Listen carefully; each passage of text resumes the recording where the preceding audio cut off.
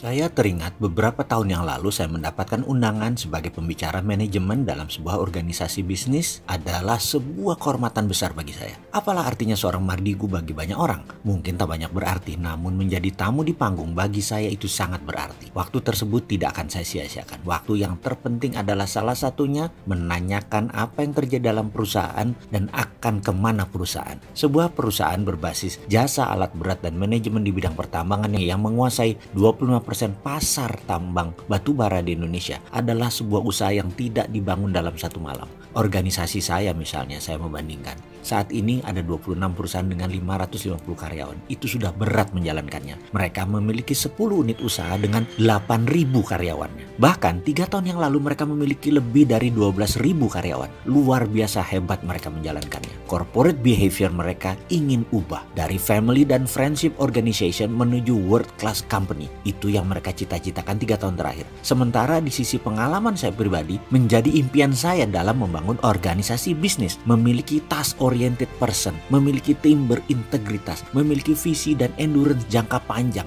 Benar, mungkin itu terlalu mulia atau sempurna cita-citanya. Membangunnya bagaimana? Sebuah informasi yang saya dapatkan jawabannya setelah berdiskusi. Ketika saya datang 30 menit sebelum waktu saya memberikan 1 jam ceramah manajemen, maka saya manfaatkan berbicara dengan para direksi yang menceritakan bahwa 4 tahun yang lalu perusahaan menjual 90% saham ke grup baru. Grup ini mengangkat direksi baru, yang mana 2 di antara 5 direksi ada di depan saya saat ini. Saya bertanya, Mas, apa yang direksi baru lakukan 3 tahun terakhir? Kan saat itu sampai sekarang harga batu bara terus merosot turun. Dari 90 dolaran hingga saat ini mungkin sekitar 50 dolaran. Bagaimana mempertahankan penjualan dan mempertahankan profit? Kami berusaha membantu mitra dengan sedikit menurunkan harga produksi, sehingga klien dari 5 bertambah jadi 7. Walau margin keuntungan dagang menurun, namun pangsa pasar naik dari 21% ke 25%. Kami kurangi jumlah karyawan dari 12.000 jadi 8.000. Bertahap selama 3 tahun. Bukan hanya mengurangi jumlah karyawan, tapi juga menurunkan rata-rata usia karyawan.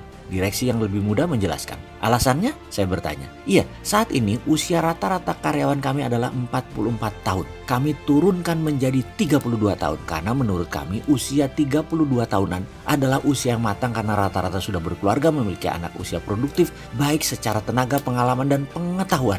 Menarik idenya. Saya ucapkan pujian itu. Terus, jadi bagi karyawan berusia di atas 40-an tahun, kami tawarkan program pensiun dini. Dan kami juga rekrut kaki muda baru usianya 25-28 tahun. Sehingga kami dapat rata-rata usia pekerja sekitar 32 tahunan. Dan usia pengalaman kerja rata-rata 10 tahun. Tidak harus 10 tahun bersama kami, namun 10 tahun tersebut memenuhi kaedah kematangan perilaku individu secara manajemen dan berorganisasi. Demikian direksi menjelaskan singkat, dan bagi saya itu sebuah terobosan menarik. Lalu Mas, apalagi strategi manajemen untuk menurunkan biaya? Saya mencoba menggali lebih dalam. Saya tahu tidak semua orang mau atau punya strategi jangka panjang. Jika digali lebih dalam, yang dijawab ternyata oleh mereka. Dari sisi maintenance, kami menggeser working hour mesin dari 15.000 jam ke 22.000 jam. Bahkan ada yang 28.000 jam dengan menggunakan alat berkualitas bagus. Agak mahal, namun memanjangkan usia barang. Hal ini berefek menurunkan 7% biaya. Direksi yang lebih tua menjelaskan kepada saya. Saya menyimpulkan, jadi direksi melakukan penurunan harga jual 3%, membuat happy mitra tambang, namun sales naik 4% karena pangsa pasar bertambah, alias gain atau mendapatkan 1% pendapatan perusahaan ekstra. Benar demikian ya Mas? Mereka berdua mengangguk seperti burung kenari di dahan. Lalu direksi menurunkan biaya produksi 7% hingga EBITDA perusahaan naik sekitar 6-8%. Begitu ya? Oh tidak Pak, EBITDA kami tahan naik 3-4% saja setiap tahun karena kami naikkan gaji karyawan dari 11% dari gross revenue naik menjadi 15%. Wah, happy dong semua karyawan. Kalau perusahaan salesnya 5 triliun, 15% sales sekitar 750 miliar dibagi 8.000 karyawan, rata-rata 100 jutaan setahun pendapatannya ya. Maka perusahaan Anda termasuk perusahaan yang tinggi pembagian gajinya Mas. Wah hebat sekali. Bagaimana tingkat turnover karyawan, keluar masuknya karyawan? Kecil sekali, hanya 0,5% per tahun yang berhenti atau keluar. Itu pun karena kemauan sendiri, seperti ikut suami, pindah kota, dan alasan teknis lainnya. Bukan karena tidak suka. Ada memang, namun kecil. Kalau dulu bisa 5% turnover karyawannya. Saya terkagum-kagum. Niatnya interview singkat buat bahan bicara, namun malah saya terpesona dan mendapatkan ide buat organisasi saya nantinya. Dua direksi yang usianya 141 tahun ini pernah berada di perusahaan tambang internasional. Yang satu yang usianya 45 tahun ini malah pernah berada di jajaran direksi perusahaan tambang terbesar di Indonesia. Mereka menceritakan sedikit masa lalu, dan dari sikap dan cara bicara mereka, dari ekspresi wajah mereka, membuat saya bicara dalam hati, cocok iki arek. Jika proyek saya di Pasuruan jalan, saya sudah punya calon direksi nih. Pasti saya bajak berapapun ongkosnya.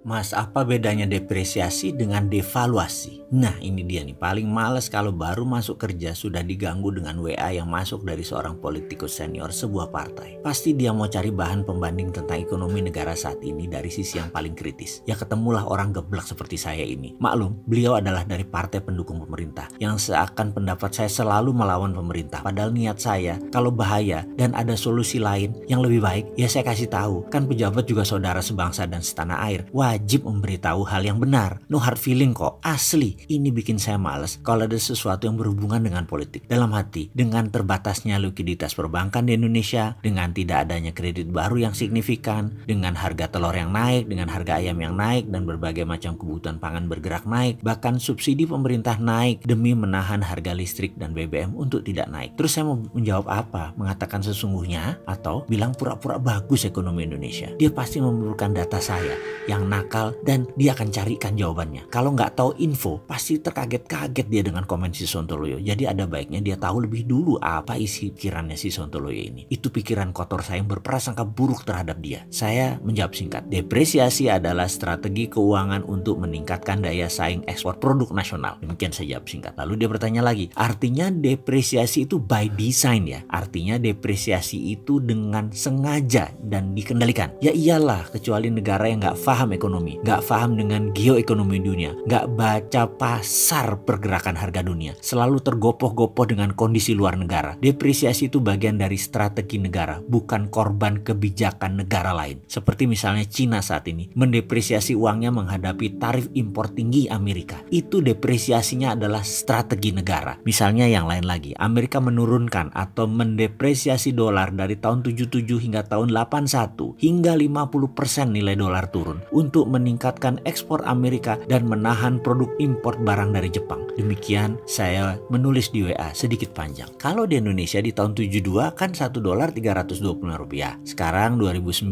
sekitar 14.200-an. Jadi kira-kira dalam 40 tahun ini 4.000% ya. Itu devaluasi atau depresiasi? Tanyanya lagi via WA. Nah ini asli malas saya berkelanjutan. Saya lama tidak membalas WA tersebut. Malah dia nambah lagi. Kalau di Singapura US dollar kok stabil, dengan US dollar ke yen juga stabil, selisihnya paling 0,5%. Dia tambahkan lagi, di Singapura sudah 10 tahun terhadap dolar Amerika berkisar di angka ya hari ini juga 1,36 US dollar terhadap Sing dollar. Saya ngelamun begitu menerima WA yang terakhir. Pikiran saya melayang pada harga sewa kamar hotel. Saya setiap ke Singapura dengan keluarga dalam 25 tahun ini sudah bolak-balik selalu menyempatkan tinggal di hotel tua di belakang Orchard Road, yaitu York Hotel. Sampai hafal semua pegawai tersebut. Harga 15 tahun yang lalu saya masih ingat, per malam 78 Singapura dolar. Dan pertengahan tahun ini saya menginap lama di sana. Harganya berubah menjadi 80 dolar per malam. Naiknya dikit sekali. Sepertinya tidak ada inflasi kali di sana. Di Singapura itu jangan-jangan tidak ada depresiasi, apalagi devaluasi. Padahal negara yang mengandalkan impor untuk pangan hingga 90% dan hidup tergantung produksi luar negaranya. Kok bisa ya stabil mata uangnya dan keadaan ekonominya? Dan saya pun lupa menjawab WA tersebut. Bodo amat, mau ngeteh dulu ya. Pilih bisnisnya, nikmati hasil usahanya.